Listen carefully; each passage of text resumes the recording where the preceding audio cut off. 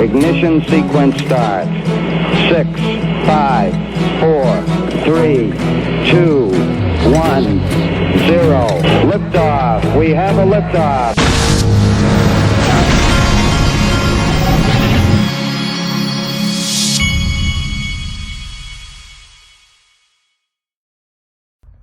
Hey everybody, this is the Digital Asset Investor, and I took my son to the Mississippi State baseball camp, did it Friday night, and then drove right on back. Check it out. That is Duty Noble Stadium. This is probably the nicest stadium in all of college baseball. And as you know from watching this channel, my son's goal has always been to play Division I baseball, and we've worked very hard at it. We're not there yet, but he's working to get there. And you know what they say, the most exciting part's the journey. It's been fun so far, but I think it's going to get even more interesting soon. All right, I wanted to remind everybody that Masterworks is one of my sponsors. Listen to this. You know, you think about the art market, art as an asset class is $1.7 trillion, right? That's a number that's published by Deloitte, has been more or less confirmed by Sotheby's. Last year, $68 billion in art sold, so think of it as a couple percent turnover every year. Compare that to venture and private equity, which is $3.5 trillion. There's 6,000 firms that operate in venture, private equity, late stage buyout, whatever, that help people allocate to the asset class. In the art market, there's nobody. Boom. So I'll put a link to this in the very top of the description. I've been buying these, and the entry, the minimum investment's like $500 per piece of artwork, but they've literally made it where people who aren't mega wealthy can invest in this asset class.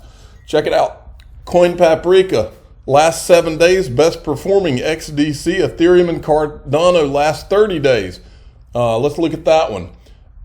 No, that's in reverse. Best performing Ethereum, VeChain, XDC. Ethereum's been going up a lot. I'll tell you what, I'm not a trader, I just invest for the long term, but I would bet you that Ethereum's going to take a dive when the merge actually happens. Now, many of you can't stand BitBoy, but that doesn't mean that sometimes he doesn't say something that catches my attention. He says, I'm working on something huge, so big that it will permanently change crypto as we know it. We are going to be taking power from the ultimate gatekeepers in the United States government. That's all I can say for now. I don't know if these are mega deep inside sources or what. That's normally what he says, that he's got inside source or whatever, but we shall see. Look, I think that his chest thumping is entertaining. At a minimum, it's entertainment. He keeps people stirred up. So anyway, now I wanted you to hear this because this is a point that hasn't been made in a while, but it's so true. And Brad comes from Digital Perspectives and myself and other people who have said it, because pre-allocation of XRP is one of these things you're not allowed to talk about. The cancel culture will get all over you for that. But Brad Combs doesn't care. I don't care. We feel like, since we're in the United States of America, we say what we believe, and it's possible that we're wrong on some things, and that's fine. Good thing it's the United States of America. I think that the cancel culture would have it a different way, but I would not. I want everybody to be able to say what their opinion is. Well, in this case, I don't think it's an opinion at all. I don't think there's any question that a lot of the escrow or a lot of the XRP period is pre-allocated. Here's how we know that before you watch this. We know for a fact because he said it in an interview.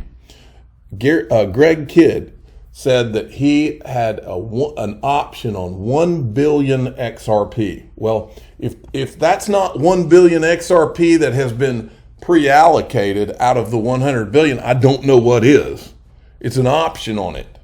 Okay? Now, so listen to this clip right here. This is Brad Garlinghouse talking he's talking to Julia Chatterley, who used to cover the news, but now is told what she's allowed to say and not say.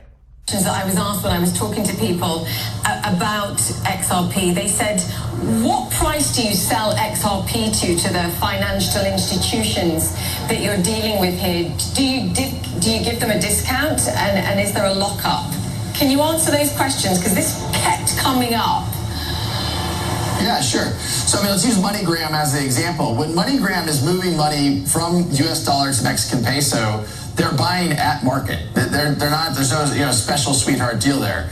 There are times when we work with institutional investors who might say, hey, we want to buy $10 million of XRP, and we would have lockups that would prevent them from dumping. We don't want some other party buying a whole lot of XRP and dumping it on the market. And so we would hypothetically have restrictions about what they could sell and what, how often. And usually those are based upon volume in the market. Yeah, so you might give them it slightly cheaper, but you say to them, hey, you're not allowed to sell it for 6 months, let's say, or a year. Yeah, correct. That's basically correct. So the question is, who else has option contracts? Are there any banks that have option contracts? Are there any governments that have option contracts? Does the SEC have any option contract? Does the Federal Reserve have any option contracts on XRP? We don't know. That's one thing that nobody ever talks about, folks. We know for a fact that there's a lot of people that are not allowed to talk about Ripple or XRP. One of them is the CTO of R3. He said that he's not allowed to talk about Ripple or XRP. Now, if he can't talk about it, who else can't talk about it? Who else has an option contract? Who else can't sell the XRP that they have under option? That's the question. And that's a fact, Jack. There are people that have options. Okay, now, Jay Rich sent me this. Now, I found this pretty interesting. It's a video called Web3 is Over, the betatization of crypto. It's from this guy, Tech Lead. He's apparently an ex-Google tech lead, okay? Now, watch what he says in this clip right here. And I think the problem here is... Well, actually, before I play that, I want to play the beginning of his video. Listen to what he says. Breaking news coming in with the continued coverage on the complete betatization of Web3 and Ethereum with your host, the ex-Google, ex-Meta tech lead.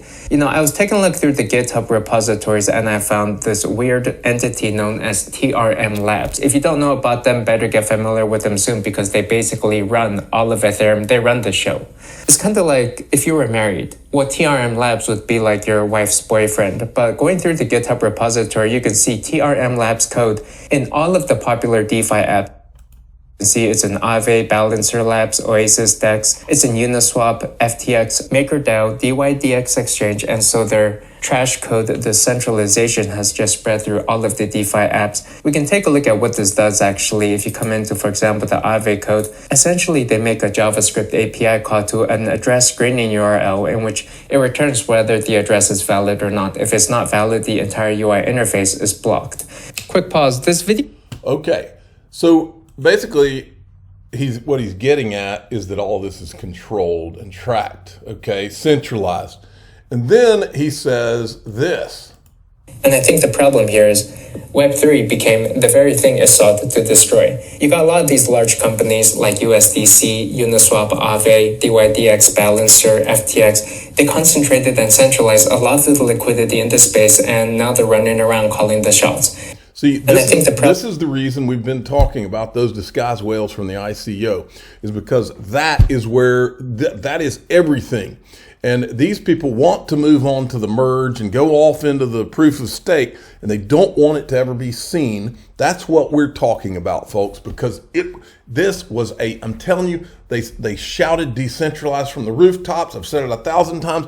They knew what they were doing. This was by design.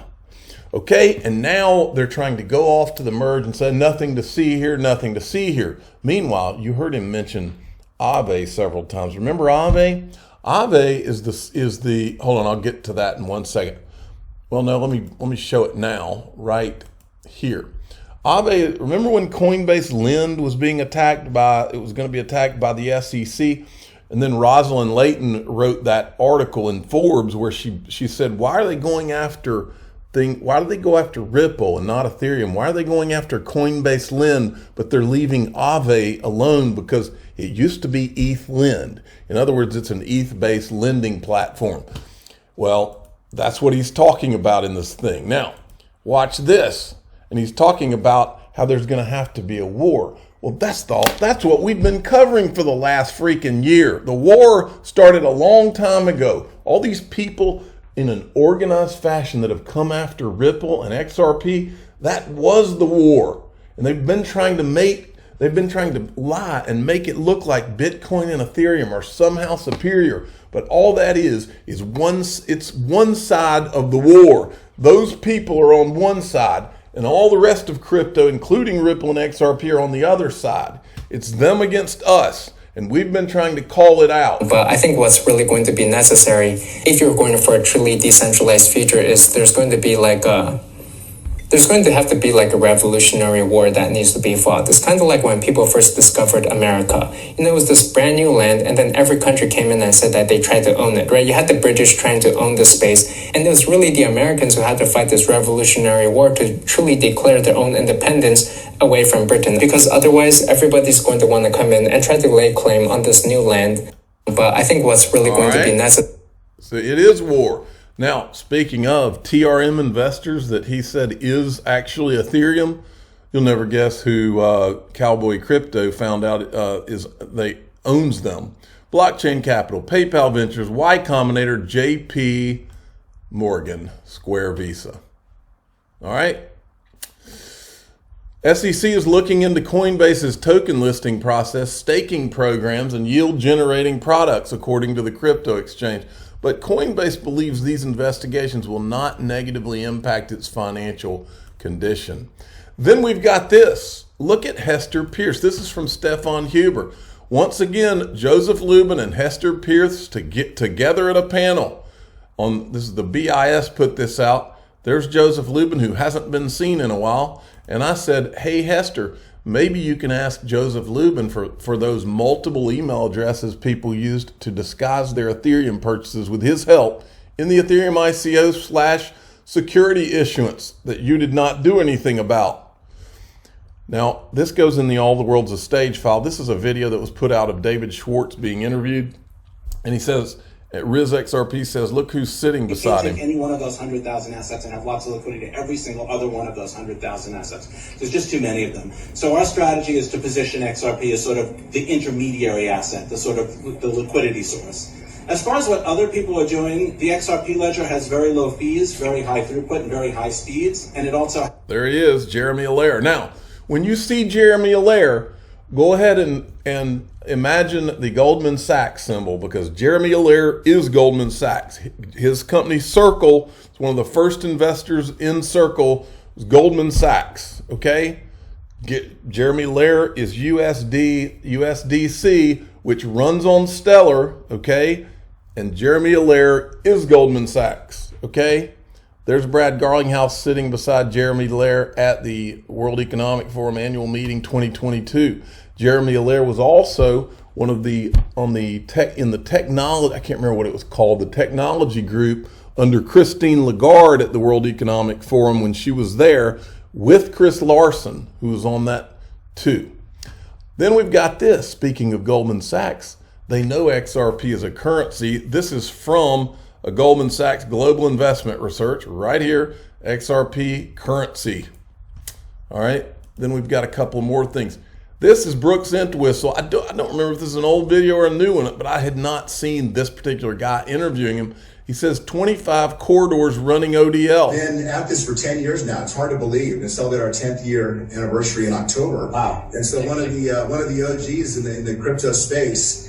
But we soon after the company was founded, and of course the XRP ledger was started, we went on a journey to build a use case for Ripple, and spent a lot of years building Ripple Nets, which was and still is a fiat-based network across some 55 countries, 6 continents.